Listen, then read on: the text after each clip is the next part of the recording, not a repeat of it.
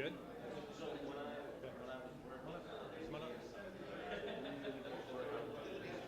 So it's 5 o'clock. We're going to go ahead and get started with the meeting.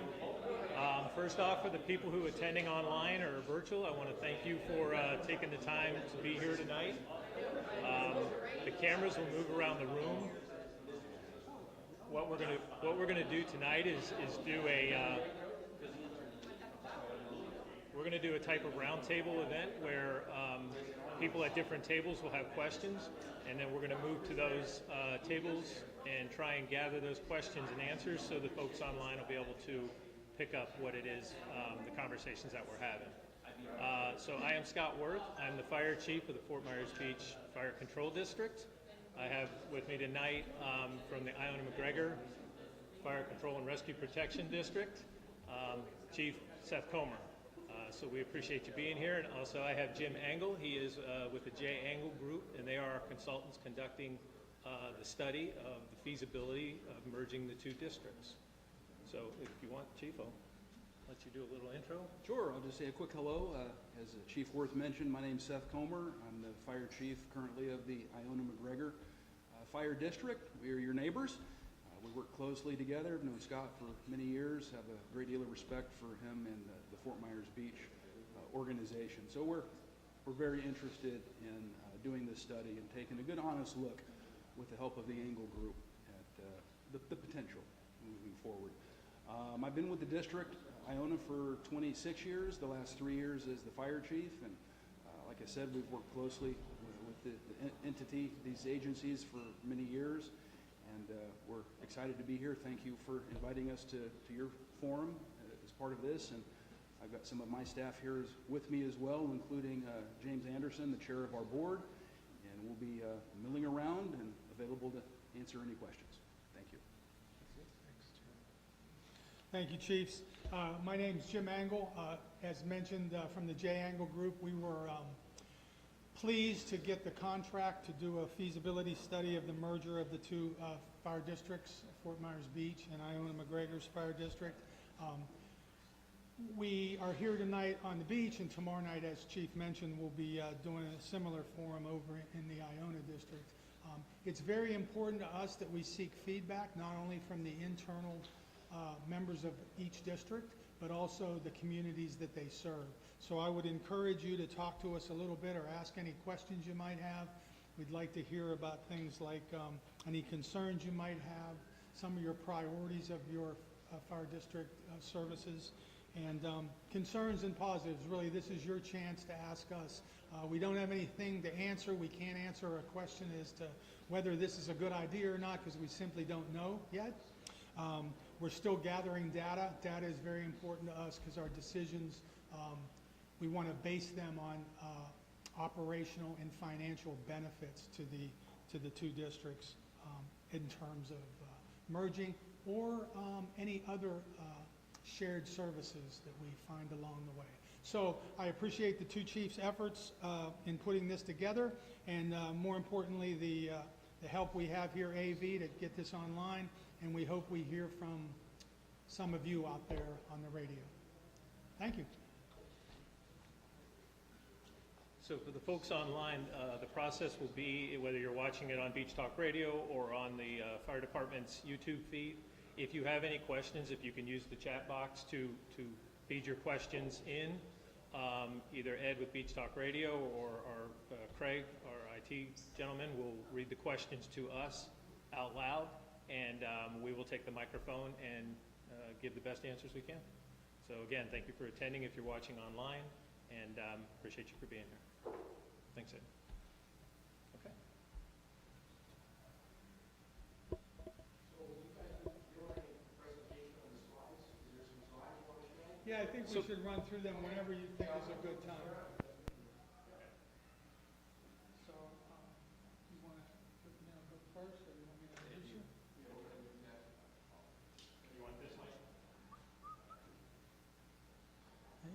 So go ahead. So one of the things we want to make sure we all kind of start with a similar understanding of the two fire districts is some of the services they provide, and some of the costs, some of their performance data as far as the type of incidents they go to, how quickly they respond, and things like that. That's important for you to hear, because we will ask you, we want to hear from you what some of the priorities are in terms of services offered. So, since we are over here in the Fort Myers Beach Fire District, I'll ask Chief Worth to come up and kind of give an overview. We have a combined slideshow, so we'll have Chief Worth, and when he's completed with the beach information, we will have Chief Comer come up and talk about Iona McGregor. Chief?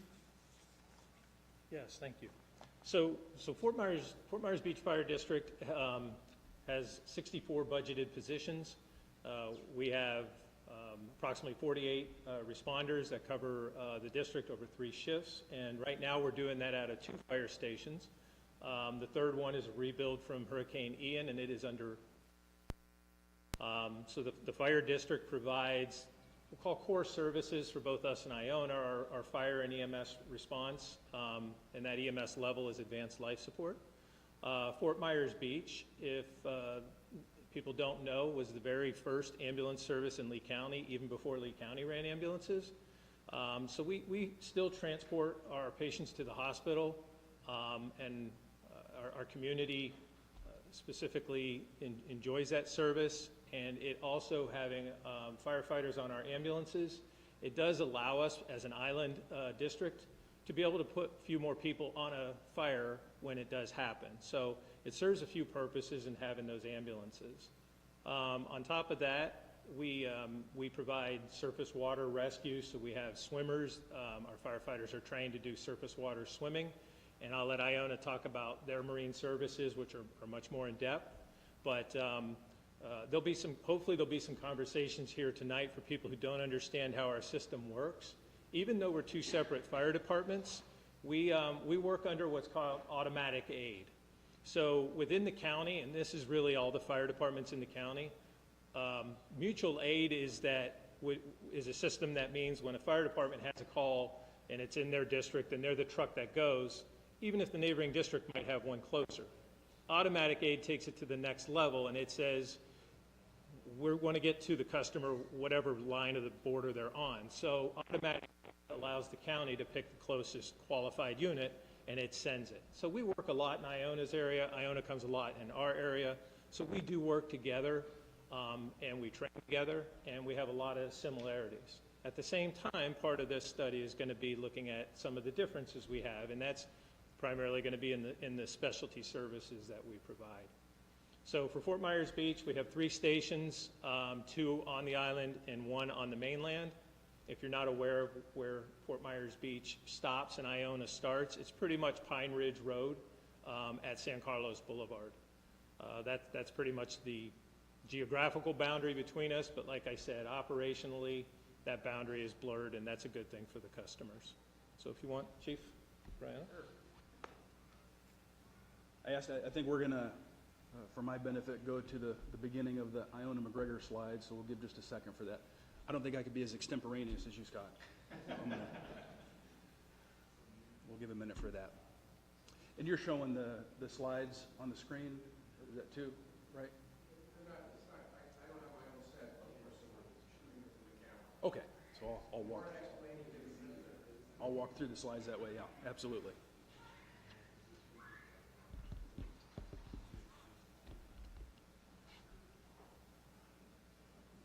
All right, good. Well, so just by way of introduction, again, my name is Seth Comer. Whoa, okay.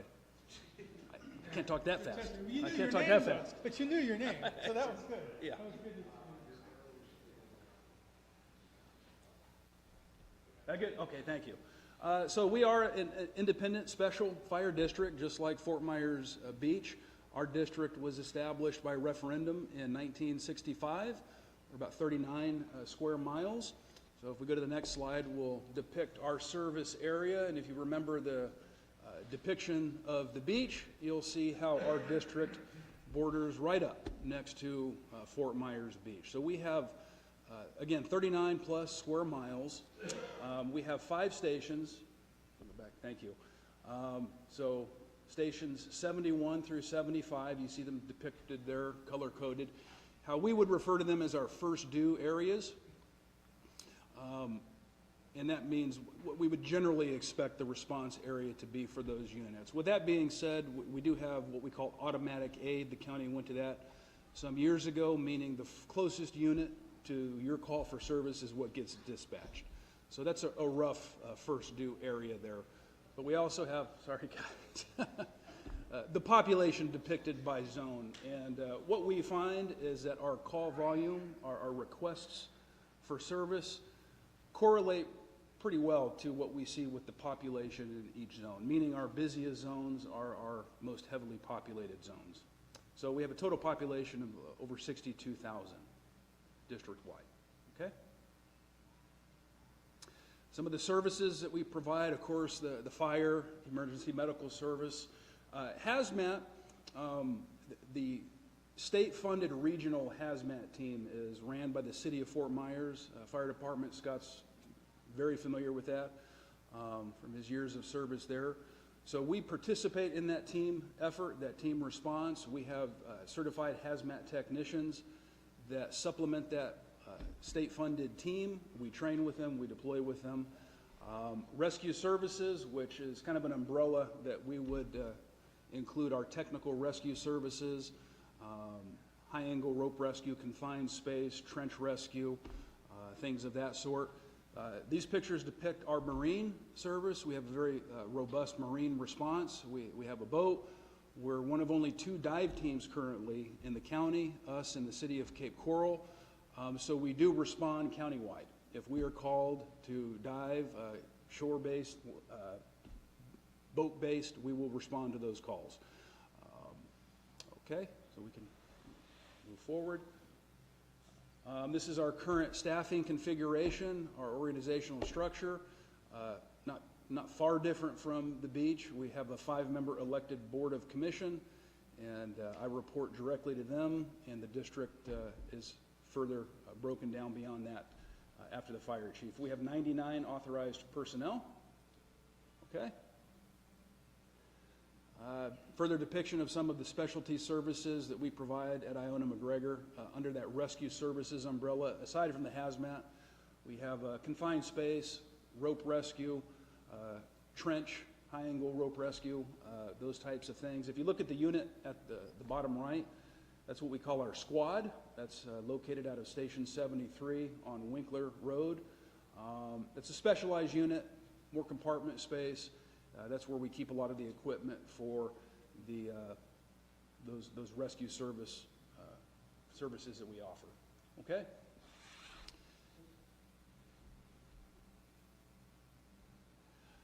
So we wanted to depict here some performance. You saw our station locations. We have the 5 response stations. I wanted to point out the difference in average travel times and the 90th percentile travel times. Most fire departments will present to you average times. On one hand, that may make sense, but those numbers look really good. The industry best practices is to monitor and report the elements of response time at the 90th percentile. So I showed you both, and Scott did as well.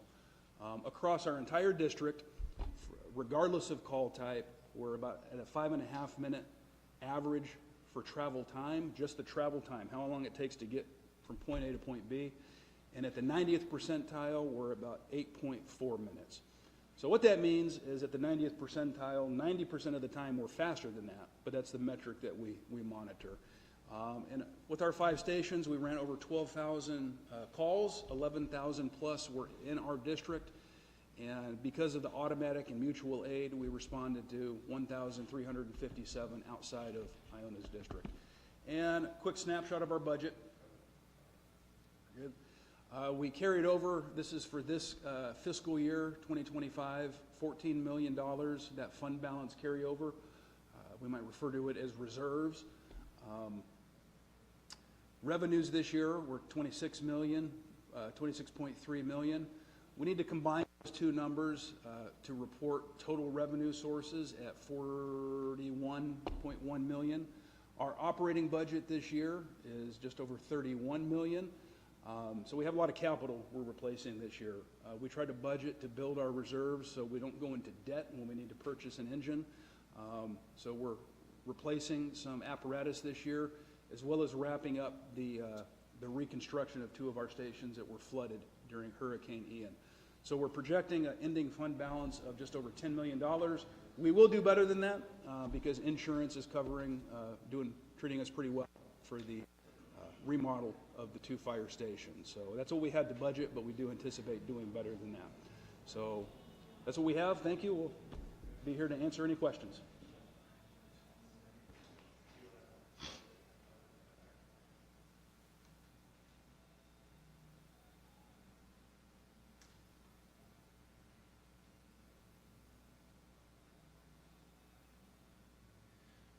So our IT guy's going to get it so the slides don't keep moving. That was kind of hard to do, wasn't it? And then I'll just run through the nuances of the beach district.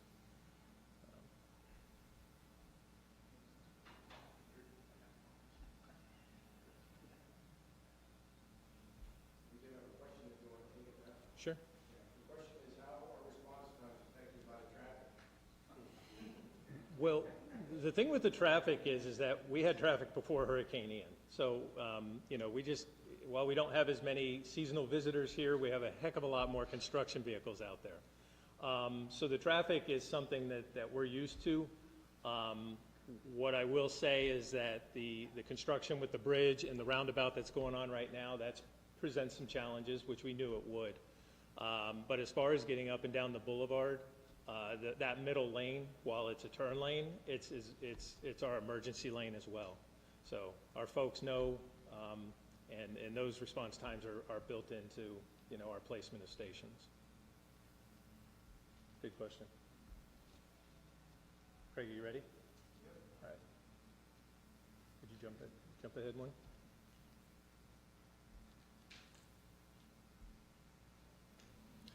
Okay, so we've talked about Fort Myers Beach. Fort Myers Beach covers about a 10 square mile area. We have just over 60, well, we have 64 budgeted positions. We have some vacancies in the downsizing that happened after the storm. Right now, we're only running 2 fire stations. As the new station comes up later this year, we'll be hiring folks for that station, and we're also actively working right now to fill some of our administrative positions. But our total number will be 64 once we get there. For Fort Myers Beach, we provide, Chief Comer had talked about hazmat and working with the city of Fort Myers, which has a formal hazmat team, but all firefighters are trained to a basic level hazmat. So we also provide hazmat services, and we have folks that work doing technical rescue as well, that Chief Comer had talked about. And within the county, we have a formal urban search and rescue team, and it is made up with members from all of the departments, or many of the departments in the county. However, that team is something that was founded by the South Fire Departments, South 6 departments, which Fort Myers Beach and Iona McGregor are parts of. So our members who are technical rescue team members are also part of that team, and then they deploy whenever it's needed here in the county or for a regional response. You want to hit the next slide? So the population right now in Fort Myers Beach is pretty hard to capture. The formal data that's out there goes back to 2020, which was before Hurricane Ian. So these numbers are estimated. Believe there's about 4,500 people on the island, the town of Fort Myers Beach. And then the unincorporated area, we cover approximately 2,000 residents for a total in the beach fire district of about 6,500 residents. And then for our services, we do fire, EM, emergency medical services, providing advanced life support. We also provide that transport service. We're taking our patients all the way to the hospital until we hand them off to the doctor. And then the basic hazmat services we do, and then the surface water swimming we had talked about. Our structure's fairly similar to Iona McGregor in that we have a life safety branch or fire prevention branch.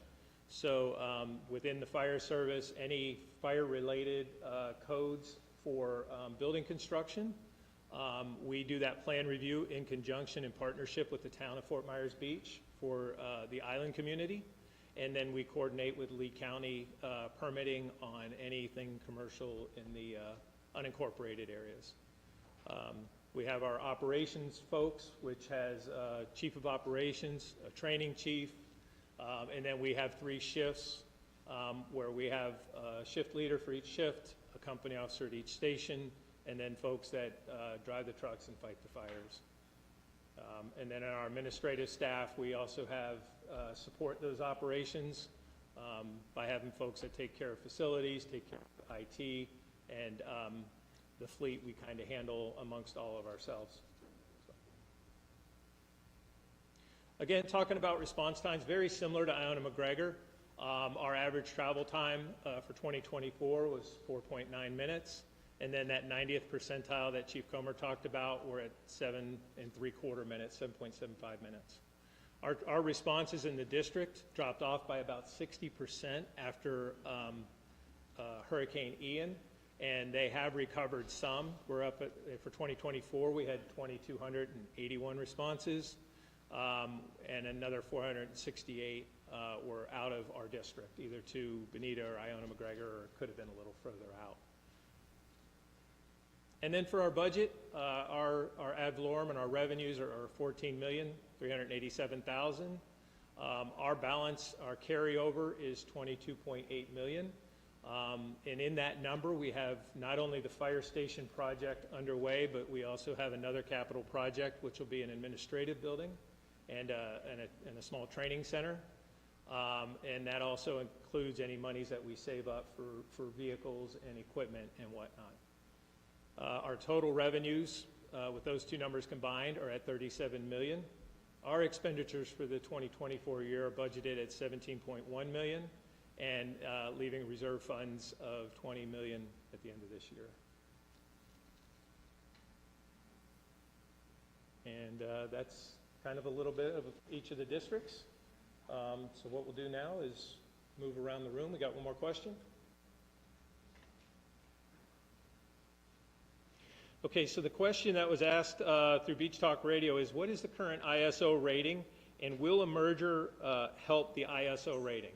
So currently, Fort Myers Beach is ISO 2, and if you're not familiar with ISO, it's the Insurance Services Organization, which does a rating of fire departments and basically determines how well they're going to be able to come. And it is only, one thing about ISO is it only addresses how well, look at how well we're doing on water response. So it is limited, but it's still important. And some of the insurance companies out there will rely on that rating more for commercial fire, when they're rating your fire insurance. It's more for commercial than residential, but it's still important. So if I didn't say it, 1 is the highest rating and 10 is the lowest rating. So with us at an ISO 2, that's where we stand now. Chief? Yeah, I don't have much to add to that. We're a 2 as well. Our last rating, we were deep into a 2, just really close to a 1. My hope is that we could become a 1, even without a merger on our next re-rate.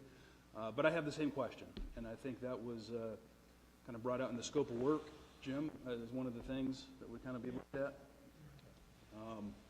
So we have the same question, a good question. Will you talk a little bit about how you are an accredited agency, and that's also part of what? Okay, sure. Yeah, if you don't mind. Yeah. So as far as the ISO goes, we're going to look at the last 2 evaluations, and certainly there would be some need for a new ISO evaluation once, if the districts were to merge, and because of the things they look at, there would be an impact if the 2 districts would come together.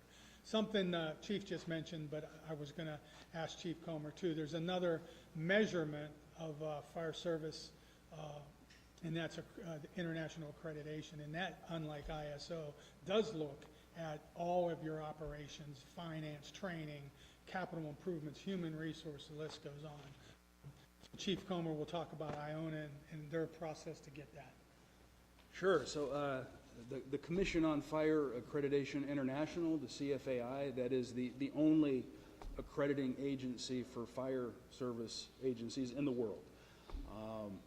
So I think everybody probably is somewhat generally familiar with the concept of accreditation, whether it's a hospital or a school. If you see that label that an entity, whatever the industry is, has achieved accreditation, that means that there are established industry best practices, and that an independent review by peers has validated and verified that that entity is meeting those best practices. Doesn't mean they're perfect, but that it's a model of continuous improvement. So we had identified that a few years ago as a goal that we wanted to attain, and thankfully the Board of Commission, we brought it to them, and they were supportive of that, and they have been the whole time. It was a several-year process to get everything lined up and ready to go, but as Mr. Engel brought up, it really is just a deep dive into the functions of the fire service. I've told our personnel in explanation of what this is and the value of it. If you were dropped in the middle of nowhere and given funding and tasked with building a fire department, that would be the model I would use. It touches every aspect from A to Z. There are close to 300 performance indicators. I say all that because there was 252. There was a 10th edition of the model. They just came out with an 11th, even more thorough. So that means we are continually assessing with these performance indicators, measuring our performance, and having a plan for continual improvement. So it gives us a roadmap, a guide to hold ourselves accountable and to have transparency with the community. So we were able to successfully attain, went before the Commission on Fire Accreditation in August 30th of 2023. And we were given the accredited agency designation. So that's a 5-year cycle. We have an annual compliance we have to meet with, but then the plan would be to renew that accreditation in 5 years. So we're proud of that. We were the first fire department in Southwest Florida to attain it. The city of Cape Coral followed shortly thereafter, but we've worked hard for that, and we feel it, again, holding ourselves accountable to provide a consistent quality service. Thanks, Chief. I just wanted to follow up a little bit more on the ISO because the question was, how would a merger affect ISO? And we tried to cover that just a little bit. But it's also important to understand that through some of the programs that are in place, merger or no merger, that exist today, are things like the automatic aid and utilization of neighboring training facilities, live burns. That all impacts your ISO score as well. So there's a number of things in place that are providing for some ISO credit. To Chief Comer, who spoke very well on the accreditation, having gone through it, I know it's not an easy process, but two things I will mention with that are two required foundational documents. One is a community risk assessment standard of cover, and basically that's a document that you put together that looks at your unique risk appropriate to your community, and then puts together you put together a standard of cover to address those risks. So you cannot be accredited without that document. And having been familiar with several of those documents, we're talking 300 to 400 pages of work and maps and analysis. So that's a big piece of accreditation. And the second foundational document is a strategic plan. Anybody in the business world, anybody out there knows, to move ahead, you have to have a plan. And again, as part of the accreditation process, that strategic plan is an integral part and should be done. And again, showing that level of excellence, through that process. So I just wanted to mention those other two couple things.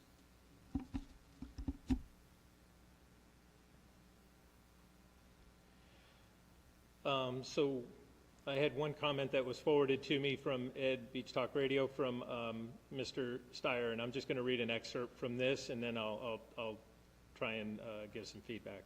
Fire departments are not businesses, they are services. They're not here to make money, they're here to protect life and property.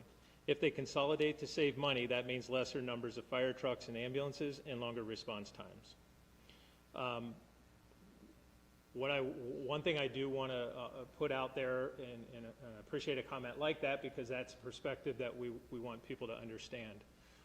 Where our fire stations are positioned between us and Iona McGregor, one of the things that I am certain of is that there's no opportunity to close a fire station on Fort Myers Beach or on Iona McGregor. We're pretty well strategically placed. as far as how far apart they are and making those response times that we talked about earlier. So, you know, I don't see an opportunity at closing stations or shutting down fire trucks. The personnel that we have that are responding to emergencies will be needed in order for us to maintain those response times, which are so important to getting to your emergencies. With us, with our ambulances, that is a key component that is going to be part of this study. We work collaboratively, so Fort Myers Beach with ambulances and transporting our patients. Us and Lehigh Acres are the only two fire-based transport systems in Lee County.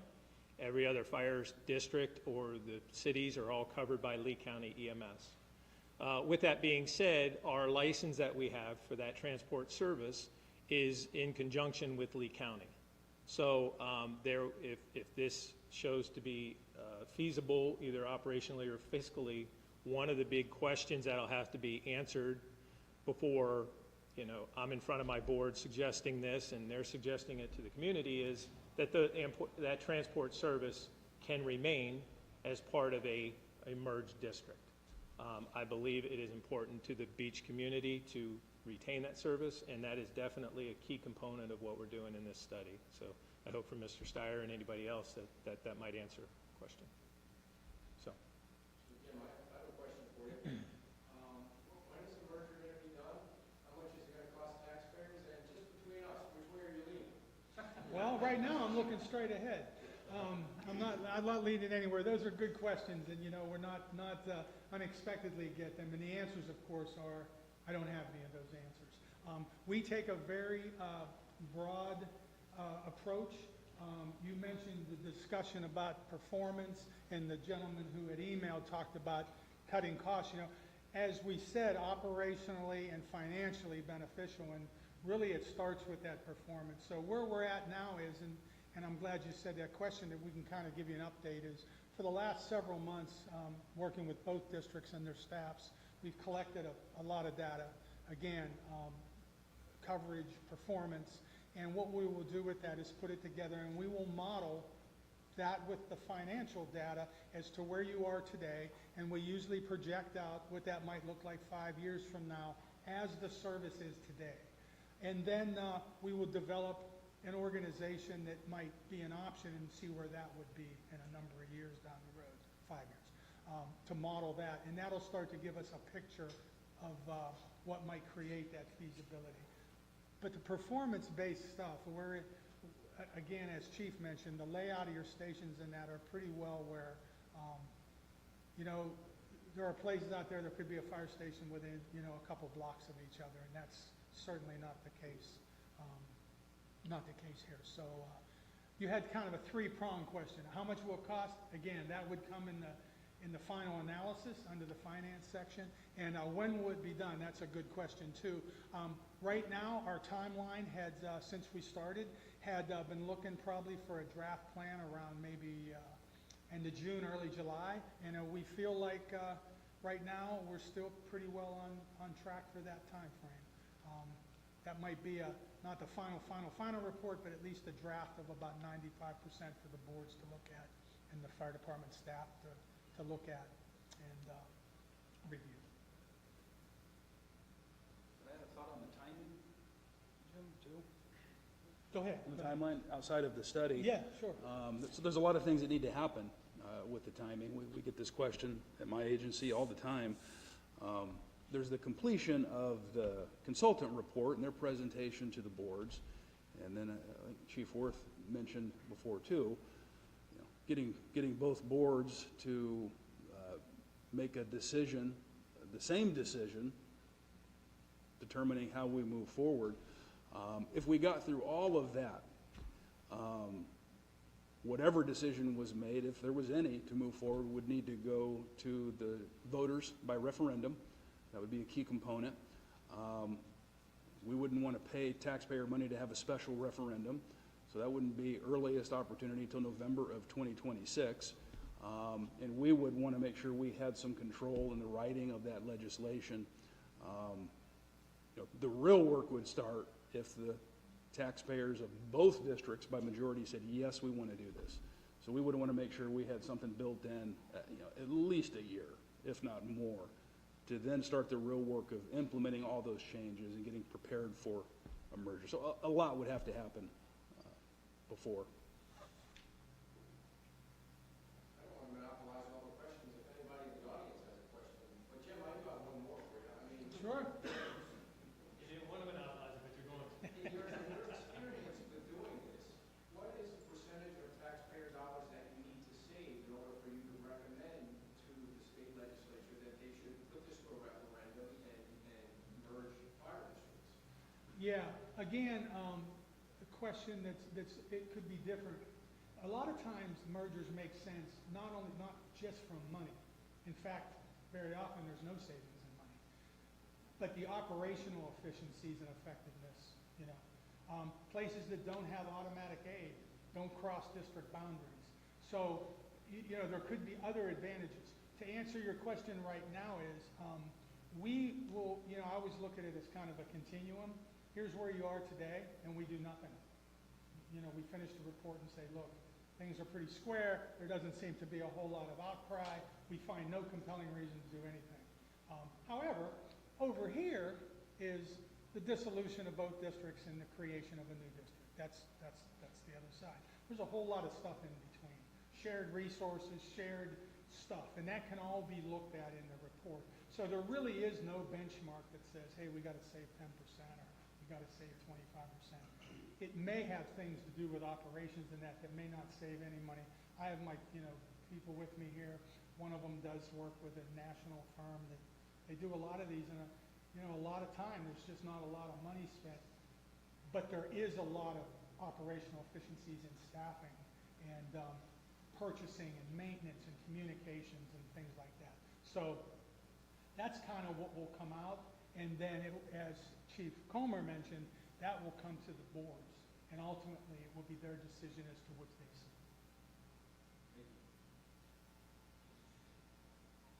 Anyone? Yeah, sure. Prior to Ian, when you guys had your firehouse out on Sierra, every time a truck would roll, every time the ambulance rolled, it seemed like you ran a fire truck. And now I've seen the ambulances still running out here, but I haven't seen one following, the fire truck following like you used to. But you're saving on equipment, and by not running them both, unless there's a rule of thumb. We're still. Oh, so I'll go to the microphone then. Sure. I don't know if everybody heard that, but Okay. that's a good question. So the question in the audience live was about the fact that before the hurricane, our Middle Island station, Station 31, that was destroyed, you would see when a call came, for a medical call, that the ambulance would roll out and the fire truck would roll out. And people always ask, why does that happen? And that is typical around the county. So if you can imagine, and take a car accident, for example. If you get a car accident, you have a couple patients. And those patients need to be transported to the hospital.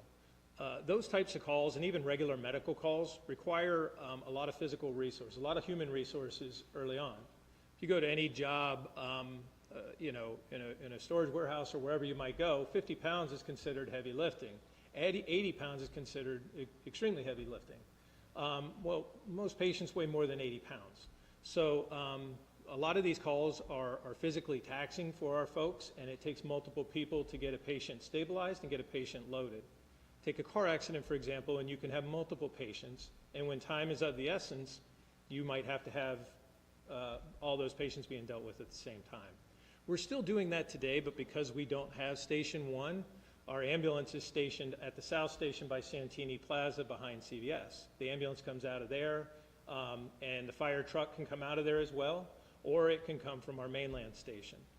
At the same time, we currently have, because EMS was housed in Iona Station 72 on McGregor, and that station got damaged. So they've been housed in our San Carlos station on the mainland. So EMS can come. So the point is that the units are diverging on the middle of the island, converging on the middle of the island from both directions, which is why you're not seeing them come out of the same place. Once the new station is open, on tops where we're building that, there'll likely be the second ambulance in that house and the fire truck as well. So it will feel like it did before Hurricane Ian. Did that answer Okay.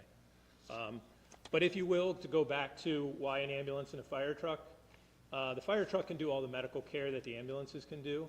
And then once the patient's stabilized and in the ambulance, it doesn't take 3 or 4 people to get them to the hospital. So it's more efficient to just let 2 people run the ambulance, take the patient to the hospital. And the fire truck can be back in service. If another call comes in, we get hands on you quickly, we get patient care started quickly with all that same advanced life support level care. So, this question came through Beach Talk Radio, and it says, are both jurisdictions union?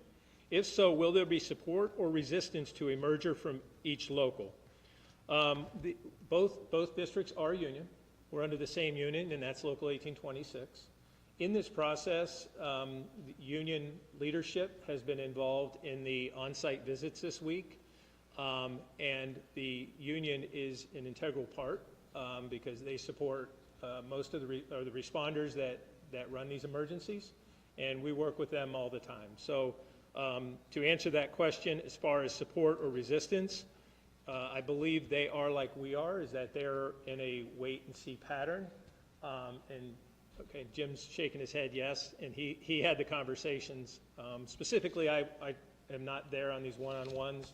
I wanted the consultants to talk with our folks and with the union on their own so they can say whatever they want to say.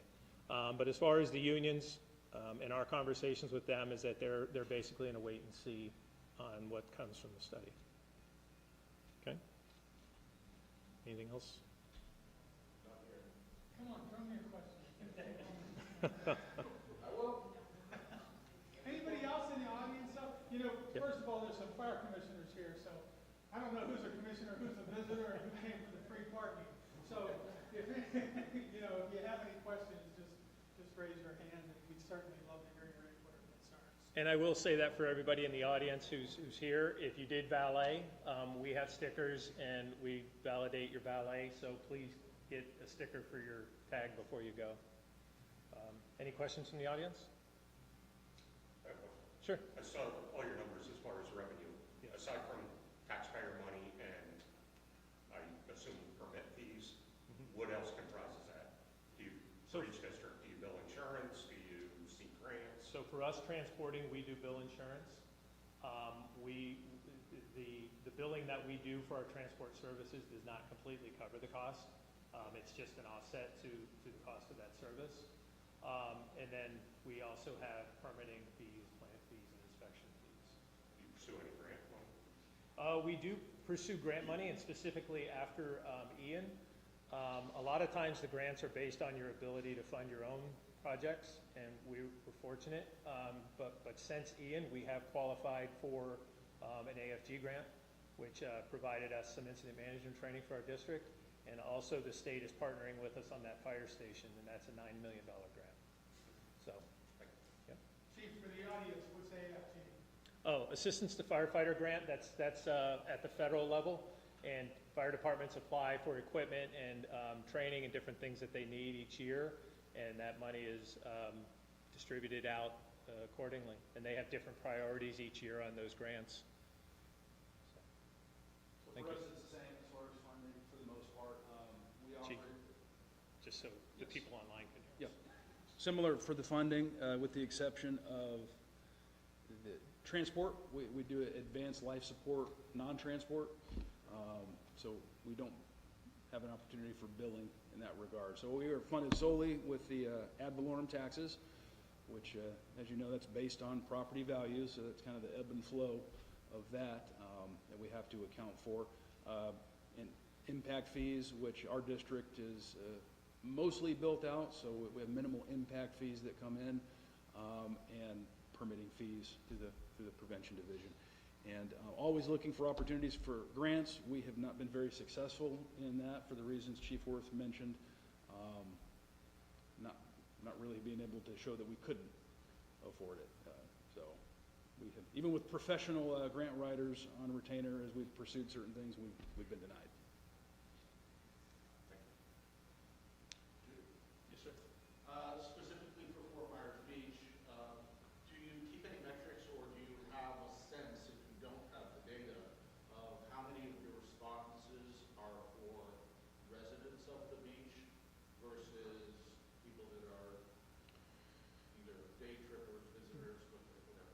we would have that data if we dug down deep as far as probably our ambulance billing. But, and then obviously if we're going to structure fires, we know that those are, beach properties. But as a percentage of who we're treating that are here on vacation versus people who have residences here, we're not asking if we're going to a house and it happens to be a short-term rental, if they're the owner or if they're renting. That's not a question to ask. Any sense, I guess maybe hotels where there was more of a delineation between the type of... That's data we could pull out based on the type of occupancy. I mean, we could see, the calls we're running to hotels. Again, I mean, I just think of Diamond Head, and I'm not, if I pull a call up, it's not going to say it was in the restaurant versus, well, it would have a hotel room. So I guess we could dig into that data deeper. Yeah, the reason for my question is it looks like we have, say, 6,000 residents that you're staffing for, but you're not staffing for 6,000 residents. You're staffing for the people that are actually... That's a good point. So, and thank you for that nuance. So the beach before the storm, we've got, I think, 1 million visitors a year on average across, on Fort Myers Beach before the hurricane. And I don't know how those numbers are now, but you're absolutely right. It's not just us serving 6,000. I mean, we have tens of thousands that are here, every month. Before the storm, in a 4-month period, probably 60% of our calls were happening during season. So you're right. There's a huge influx when we're in season versus when we're out of season, and we don't have that many people here. Yeah, I believe pre-Ian, it was, and that others would know better than I, but if we use, say, 6,000, I would suggest that there's probably 30,000. Yes. Yeah, no, you're absolutely right. Yeah, you're absolutely right. That's a good question. I had one that came in through email, and this is from Mrs. Flaherty here on Fort Myers Beach. She wanted to express that she was adamantly opposed to any changes and highlights the reasons that the beach is still in deep recovery and at this time isn't looking to make any changes. She says she's a full-time resident, and she urges us to please continue with the district as it is. So just pass that information on. So. Chief, you talk about the paramedic and the transport service is obviously very important. Yes. You have it, you talk to them, but you don't have it. Mm-hmm. What does it take to get that? And what would happen if there was a merger? Would it then go away, or would it be expanded to work with Iona and McGregor as well? That would be largely dependent on the county. I do know that with that would be something we'd have to look at. If this looked feasible, we would have to work with the county. I do believe that the county sees us and Lehigh Acres is grandfathered in because of our tenure providing that service, and we work collectively with them. I would be surprised to see the county wanting to fracture their transport services in order for it to go to the different fire departments. So I believe that would be a key component that have to be worked out before I'd stand before you and the community and say this is a good idea. As a matter of fact, I'm comfortable saying if we can't keep that transport service for the island, I would have a hard time recommending it, a merger. Would you see any benefit to expanding if there was a merger? I think we would have to look at it and the nuances it provides, and that would be something that we would have to get with Lee County on, because I don't have the data of what it looks like for Lee County to run ambulances in Iona's area. So one of the things that is nuanced in us having the ambulances is Lee County will move ambulances around to fill empty zones around the county. So if 2 ambulances in Iona's area get calls at the same time, then they're moving ambulances around. What they don't do is pull our ambulance out of the district to cover standby in Iona or in Bonita. So that's another reason why I think it's a key component for our community to keep that service, is that it does give that, it's more of a dedicated unit to our community. And again, it's available, those paramedics on that ambulance are also firefighters. They rotate back and forth between the trucks, and they provide extra hands if we're getting a fire response on the island. So. I actually have a question for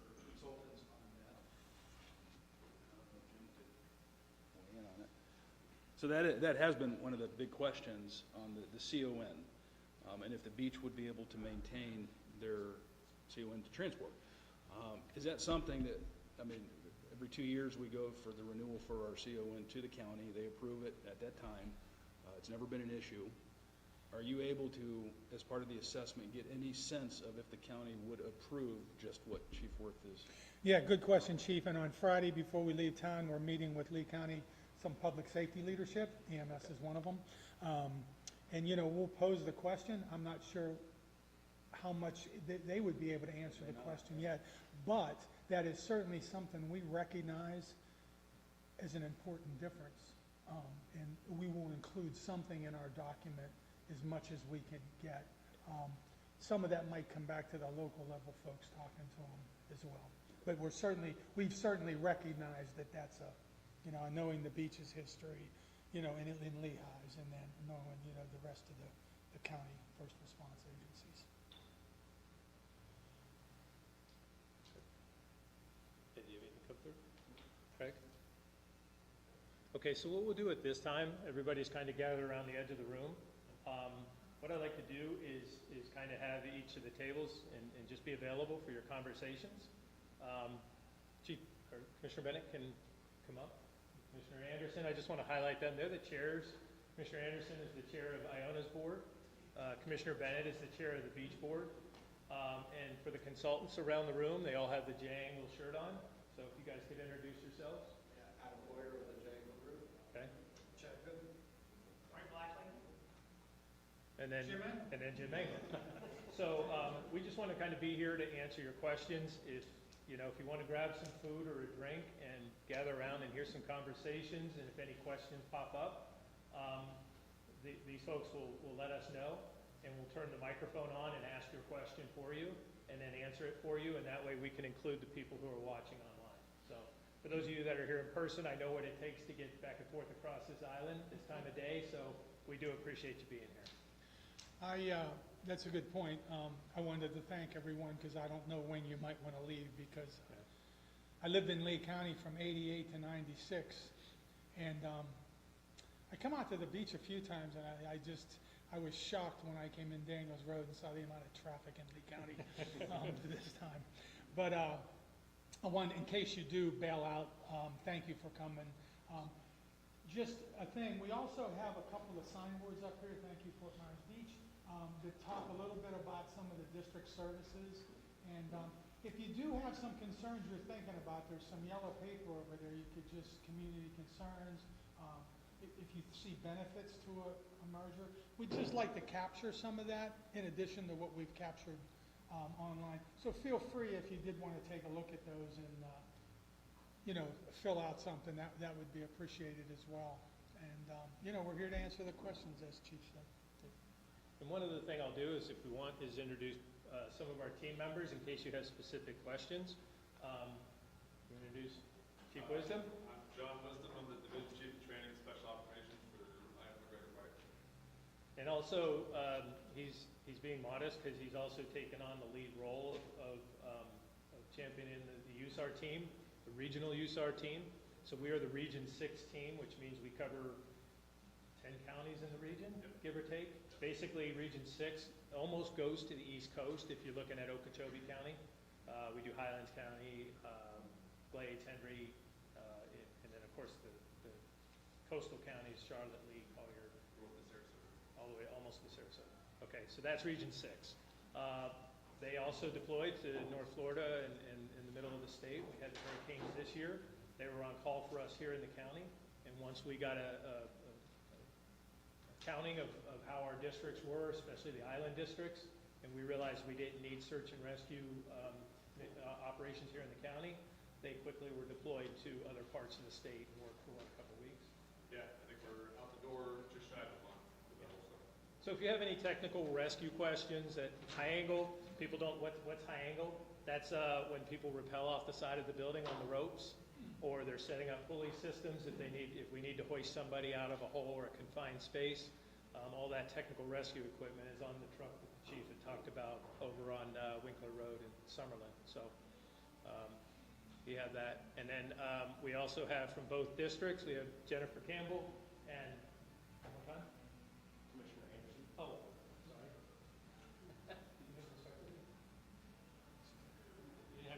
I'm sorry. So we have for fire, we call it life safety, but it's basically fire prevention. Jennifer Campbell is our fire official, and so she's the one that's overseeing plan review and code enforcement, making sure the inspections are getting done and the buildings are safe to be occupied. Jennifer also handles a lot of our social media and our community community risk reduction, which basically is, if you're not aware, the fire departments can provide first aid classes, fire extinguisher classes, AED training, and different things that you can think of. If it's related to life safety and you wanted to know more about it, your fire department's probably your first point of contact. So, with that, stop talking. Ed doesn't like dead air, but okay. Anything else come through? Okay. Craig, you too? All right. Please enjoy the food and the drinks. Thanks for being here. Thank you.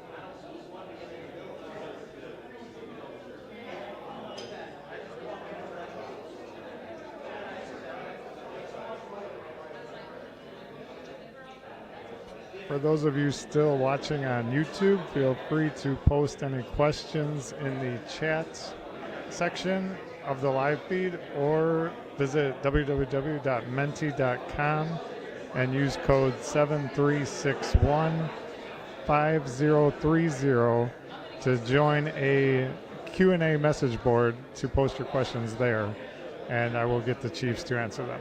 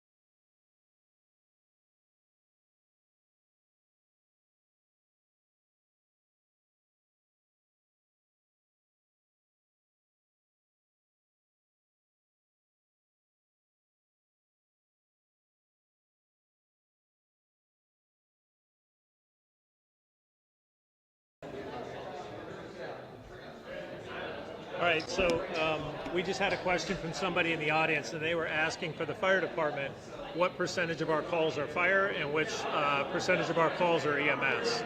And one thing I will say is when we talk about a fire call, we're talking about basically everything that's not taking care of a patient. That could be fire alarms, it could be down power lines, transformers, and stuff like that, including our fires. Typically across the country, the distribution of calls in a career fire department is somewhere between 75-80% are medical, and the rest are fire related. Since the storm, we have been running anywhere from 50-50 because we're seeing so many ground fault transformers that are failing over time, wiring issues, and all kinds of stuff related, residual effects of the storm. A lot of stuck elevators, a lot of fire alarms, and stuff's coming back online. So right now we're running about 50-50, and that'll change by about 10% either way, month to month. I'm surprised that it makes that much of an impact. It really has. Is it really just the saltwater intrusion into all the systems, or is it? It's a saltwater intrusion into the systems. You got to think that I had a 100-foot roll of wire in my garage, and when I cut halfway into that roll, the coating was wet inside. Yeah. That water gets in there and it sits in there, and then when it has the salt in it, it creates the reactions that will cause it to fail. And we're seeing a lot of the ground transformers that are failing all over the place, and any kind of junction boxes that were underwater. These things just kind of keep showing themselves. So and I expect as we grow out of this and we start getting people back and the condos open back up, we'll get back to that 70-80% medical and 20% other. Wonderful. Yeah, good question. Thank you. Shows how important that is. Yeah, thanks. Appreciate it, Chief. I'm gonna head out. Thank you. Thanks You leaving? again. Yeah. Did you get something to eat? Actually, did. Okay. I got all the food and drink. And I had some cheese, I had some prosciutto, I had good. Well, we should have we've got a lot of support. A lot of support. And coming from the city here, it's amazing how much this fire department is a part of the community, and I love it. Because I did 26 years in a place where people didn't have a concern. A lot of times you get run out of the You don't have people taking pot shots at you. No, we don't. So, I understand that, and I appreciate the support. I really do. Well, I really think that we as a community that obviously we need to see what's coming out of here. Here's anything that should only be administrative, right? It's not going to be equipment. Between you and I, I first thought it was the acid base that you guys have. I thought that was the fruit that was trying to be harvested. I don't know exactly what that is, but that seems to be, I think that's pretty safe. Yeah, okay. I do. Yeah. As we were going through this, and I got to doing my homework and looking at mergers that had happened, we didn't have to go very far. Because North Collier was made up of North Naples, and then Department East of them, I can't remember what name they were. Big portion of it. Anyway, two fire departments came together. That was a voluntary effort, and it was hyped in all their documents. It says, this is going to be the best thing ever. It's going to save us money. 3 to 4 years after they did the merger, both districts were up to their millage cap. 2 to 3 years after that, they were looking for money, and they went out with a fire assessment fee, and that failed. So it's not, and Jim will tell you this, he does the studies. And I used to be in the union back in the 90s. I was a union officer, so I've been on those sides of this. People typically don't say, are you going to have operational efficiencies? Are you going to do a better job with the service? Purchasing, Because you think about it, let's say this were to happen, and in my mind, I try to envision what would be a good, what would look like, and our community, I think, needs to keep the services it has. I don't believe Iona wants to. well, it doesn't sound like we would be given the opportunity. And I don't think we're given the opportunity. So Lee County's doing it now. So if we were going to set it up, I would see kind of like a parent admin administration and serving the community of Palm Beach and the community of Iona McGregor. And that way we would be able to account for those differences in services and maintain them as they are. You think, okay, we're gonna merge these districts, we might be able to save something because we're not gonna have two fire chiefs. That's absolutely true. You don't need to. What you are gonna have is two district chiefs. Because you're still gonna want somebody in your community that you can talk to. Different hats, different roles. You're not gonna take a district that has 5 stations and put 4 more buildings in it and think that the same facilities structure is gonna handle them.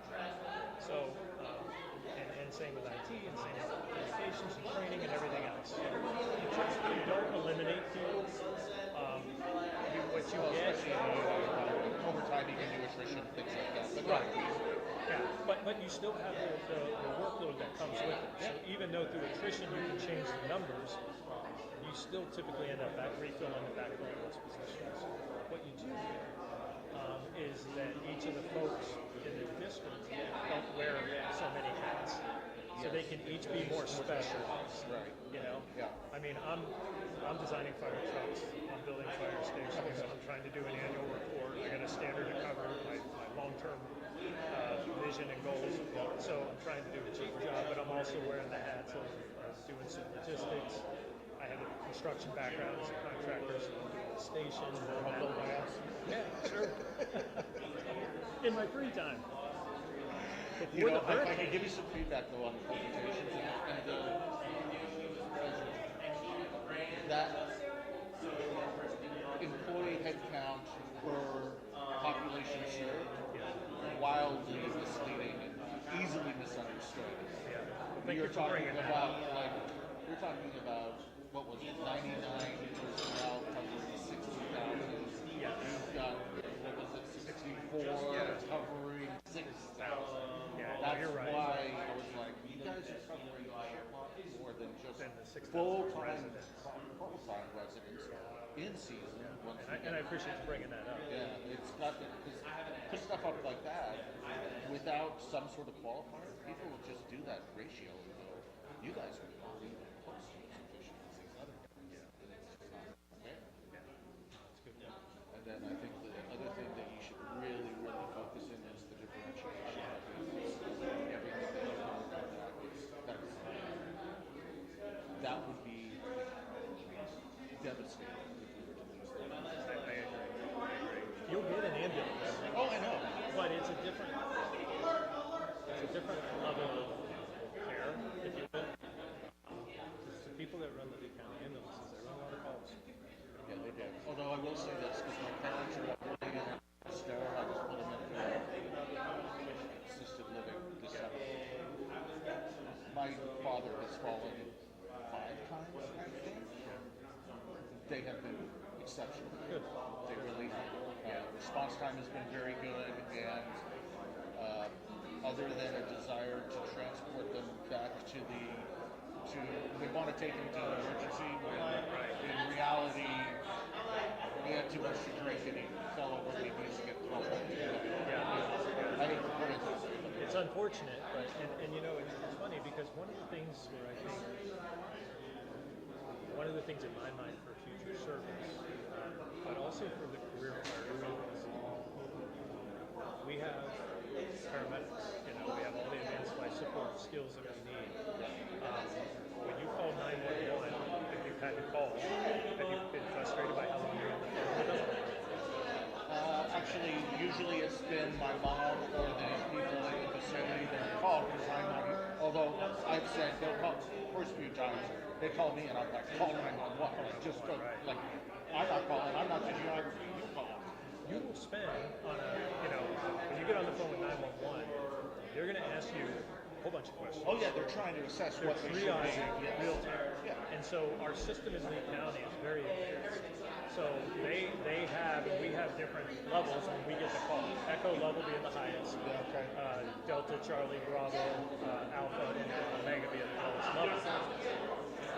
We're close to that 911 dispatcher being able to say, this appears to be a low acuity call. Would you like for somebody to come to your home? You know? Make those calls.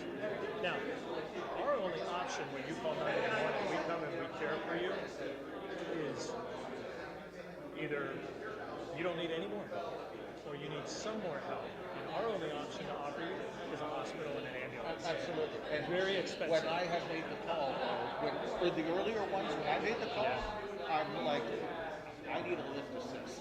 Yeah. That's what I need. Yeah, and for that we come and we lift. And you come and you lift, and it's awesome, and it's great. No reason to want to transfer it at that point. Right. It doesn't make sense for anybody. But sometimes, to your point, if it's my very upset mother who's calling on the phone and she's not going to be answering those questions properly, she's going to be... Right. Yeah. Or people will get frustrated. They're like, they have me on the phone 10 minutes. I hung up with them. I go, you got to understand, the high priority questions first. Right. And if it's an echo, they're hitting the button and the trucks are on their way. And they're still talking to you and getting more information. But the units are already coming. You know, and a lot of times I think people get frustrated because they think they just need respondents. We're already on our way.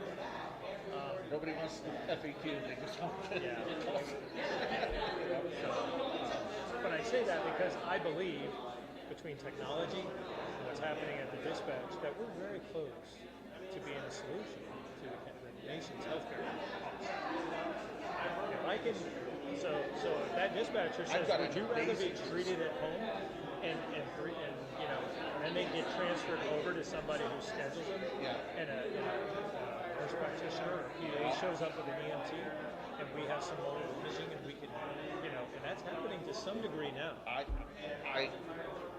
last weekend, my parents-in-law, they're in Toronto. They had my father-in-law, bronchitis was what it was actually. He's got pneumonia. He's 94 years old. Now, physiologically, he's like 80. He's in great shape. But my mother-in-law called 911. He needs to go to a hospital. You can't drive. Thank God. Long holiday weekend, everything. That's the reason why you got to do it on Friday, not in the weekend. Right. The reason I'm telling you all this, the EMS that came for him was at a different level. I don't know if he was sent because it wasn't considered a critical call or whatever your level, but he had the ability to do blood tests and results there. Okay. Yeah. He was able to do a urinalysis there. So it was just, and I was that here in the county? No, that was in Canada. Canada, okay. So my daughter, who's a doctor, she said, I don't think that's available anywhere in the U.S. right now. Yeah. It is? No, it needs to be. It needs to be. Yeah, there's different types that they call it community paramedicine. And there are different programs that are happening around the country. For example, if somebody gets released from the hospital and they go back to their house, community paramedicine program could be the fire department shows up, you know, after you get home and checks on you, make sure you're integrating back into your home okay. We'll do a walkthrough and see how your house looks for fire safety. Is there anything we can do to help you with the fire safety, but also check on you. And we're going to come back and check on you periodically to kind of help you transition from full-time hospital care to part-time care until you don't need any more. Falling off the tracks. And there's always home health care, and it's not to replace that. So there's different types of community paramedicine. I think it would be beneficial is being able to go to people who don't need an ambulance in a hospital, treat them at home. We'll do Medicare, but we're going to build a fraction of what an ambulance in hospital is going to cost. And we have our monitors, and we can actually put the doctor. We can put the doctor with the patient through webcams and everything else. That was the other thing that they did, because we were actually on the phone with them when the paramedics showed up, and they put it on speaker. We told my mother-in-law, put it on speaker so we can hear the paramedics. And they started interacting with us because my wife is the one who's on it. And that's when we were able to ask them questions and understand. Electrical hazard. Well, there you go. But it was a really good experience there. And it was just That's good. appropriate level of care. It wasn't critical, Right. but it was the appropriate level of care for what they were doing. And if you can do that instead of sending them to the hospital to run these tests, then Yeah. and the other thing is, while we were on the phone with them, he was on the phone with a physician that he was actually, they were doing telehealth with. Yeah. That's cool. It's awesome. I can't tell you how many times we've run a call and it's a low priority call. And the patient's like, do I need to go to the hospital for this? And the answer is no, but I can't care for you. I can't, no, it's not that I can't tell them that, it's just that I can't give you all the care you need. Oh, right, I can't finish your care here at home. Right. Whereas with low priority patients, if we had the system built that way, we could finish the care for them.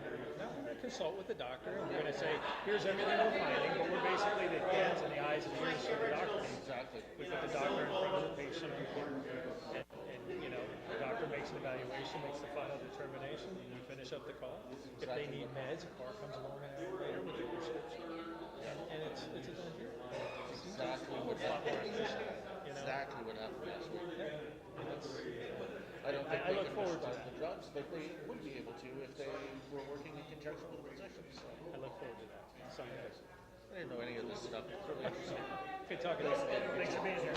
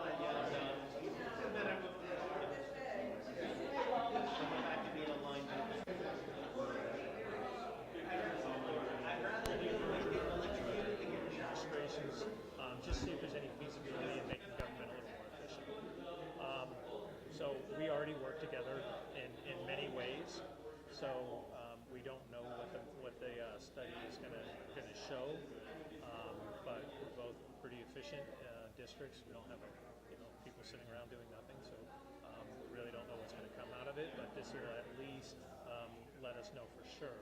And so the reason this came up is probably a couple years ago now, one of the state legislators, Representative Botana, who covers this area, took an interest in merging different districts.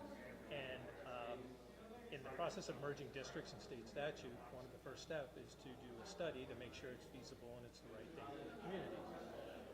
So this is the first step in that process to see if it's feasible. And that's what we're here tonight for, is to hear from the community. Yeah. I think one of the biggest concerns from the community is that they don't know what this is going to look like yet. So there are people that are concerned that this might mean that, it would be this sacrificing equipment or sacrificing time. But really, you have mentioned, and the consultants have mentioned, and this is just to explore ideas and to hear from the community and to know what this looks like, because we're still exploring. So to kind of give some peace of mind to the community, and try to tell them to come out here and ask their questions, what would you tell them is the best thing to do? So the first thing I'll tell them is that I'm here working for them, and so is Chief Comer. We're not looking to do anything that's going to jeopardize service to the community. In fact, one of the things that a lot of times will make a merger feasible is if you have two fire stations that are real close to each other, and they just happen to be on either side of a district and they're two different fire departments. That might be an opportunity to close one of the two stations and still provide the same level of service. If you look at the map and you look at our fire stations, we're strategically placed. So there is no opportunity here to close a fire station, and there's no intent by either of our districts to close any fire stations and reduce the number of responders that are out there. So I hope the community is comfortable with that. With that being said, we have differences in the services we provide, which we talked about. Iona McGregor provides marine services, on the water services. And oddly enough, Fort Myers Beach doesn't. But the reason we don't is because of those automatic agreements. On one side of our district is Bonita Springs with the boat. On the other side is Iona McGregor with the boat. We have Sanibel with the boat. We have the Coast Guard here. And we have the Sheriff's Office in the water all day, every day. So we integrate in different ways in supporting operations on the water, by like incident command with the Coast Guard. So the point is that all of the emergency services work well together.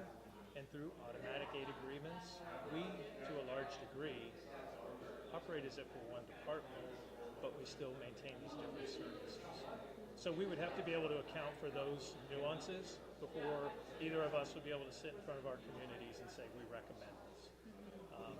So I hope the community has comfort in the fact that we're gonna study this deeply, and only if it represents a savings or an improvement in services or both are we going to stand in front of them and say, we think you should do this. And of course, if the community was to come in tonight and say, I think this absolutely needs to happen, we would listen to that too, and that's what this was for tonight. Yeah, for a study, for sure. Yes. Okay, anything else that you would like to add that maybe I missed? For the folks that came out or the people who attended the meetings online, we appreciate them taking an interest and giving their feedback.